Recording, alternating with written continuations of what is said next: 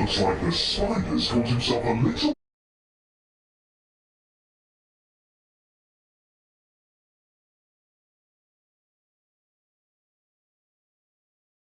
Looks like the spider's caught himself a little...